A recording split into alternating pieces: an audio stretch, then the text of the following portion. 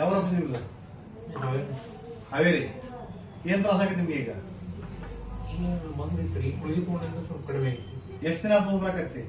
ಮಧ್ಯಾಹ್ನದಿಂದ ಮುಂಚೆ ಅವಾಗ ಹಿಂಗೆ ಹಳ್ಳಾಗಿದ್ವಾ ಅಷ್ಟವಾಗಿದ್ವಾ? ಒಂದು 5 ವರ್ಷದಿಂದ ಒಂದ್ಸರಿ ಬಂದಿತ್ತು ಅವಾಗಿದ್ದ ಮತ್ತೆ ನೆಕ್ಸ್ಟ್ ಇವಾಗ ಬಂದಿದ್ದು. ಹೌದು. ಈಗ ಸ್ಕ್ಯಾನ್ ಮಾಡ್ಸ್ಕೊಂಡ್ ಬಂದಿರಲ್ಲ ಈಗ ಇದ್ರೊಳಗ 5mm ಸ್ಟೋನ್ ಐತಿ. ಇದ್ರೊಳಗ 5mm ಸ್ಟೋನ್ ಐತಿ. ಕರೆಕ್ಟಾಗಿ ಔಷಧಿ ತಗೊಳ್ರಿ, ಆರಾಮಾಗ್ತೈತಿ. ಒಂದು 15 ದಿವಸದಾಗ ಸ್ಟೋನ್ ಕರಿ ಹೋಗ್ಬಿಡ್ತೈತಿ, ಇರೋದೇ ಇಲ್ಲ. ನೀರು ಜಾಸ್ತಿ ಕುಡಿಬೇಕು.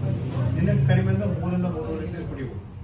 ನೀರು ಜಾಸ್ತಿ ಕುಡಿಲಿಲ್ಲ ಅಂದ್ರ ಮಿನರಲ್ಸ್ ಮತ್ತು ಇವು ಇರ್ತಾವಲ್ಲ ಖನಿಜಾಂಶಗಳು, ಉಪ್ಪು ಲವಣ ಅಂತಾವಲ್ಲ ಅವೆಲ್ಲ ಶೇಖರಣೆ ಆಗಿ ಮೂತ್ರದಾಗ ಗಟ್ಟಿ ಆಗಿಬಿಡ್ತಾವ. ಗಟ್ಟಿಯಾಗಿ ರೂಪುಗೊಳ್ತಾವಲ್ಲ ಅದಕ್ಕೆ ನಾವು ಸ್ಟೋನ್ ಅಂತ ಹೇಳ್ತೀವಿ.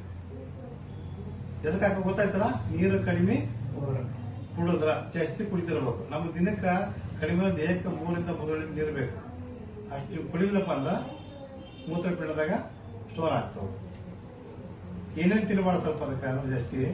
ಟಮಾಟೆ ಹಣ್ಣು, ಸೌತೆಕಾಯಿ, ಮುಳಗಾಯಿ, ಪಾಲಕ್ ಸೊಪ್ಪು, ಚಿಕ್ಕು ಹಣ್ಣು, ಚಿಕನ್, ಮೀನ, ತತ್ತಿ ತಿನ್ಬಾರ್ದಲ್ಲ. ತಿನ್ರಿ, ತಿಂದು ನೀರು ಕುಡಿಬೇಕು. ಸ್ವಲ್ಪ ಮಟ್ಟಿಗೆ ತಿನ್ಬೇಕು, ನೀರು ಜಾಸ್ತಿ ಕುಡಿಬೇಕು. ಇವನ್ ತಿಂದಾಗ ನೀರು ಕಡಿಮೆ ಕುಡಿದ್ಬಿಟ್ರ ಇದ್ರಂತ ಕ್ಯಾಲ್ಸಿಯಂ, ಲವಣಾಂಶ ಜಾಸ್ತಿ ಇರ್ತಾವಲ್ಲ, ಕಾರ್ಬೋಹೈಡ್ರೇಟ್, ಪ್ರೋಟೀನ್ಸ್ ಜಾಸ್ತಿ ಆಗಿ ಅಲ್ಲಿ ಶೇಖರಣೆ ಮಾಡ್ತಾವ ಮೂತ್ರಪಿಂಡದಾಗ, ಕಿಡ್ನಿ ಒಳಗೆ. ಅವಾಗ ಸ್ಟೋನ್ ಆಗ್ತದೆ. ಅದಕ್ಕೆ ಏನ್ ಮಾಡ್ಬೇಕು? ನೀರು ಜಾಸ್ತಿ ಕುಡಿಬೇಕು.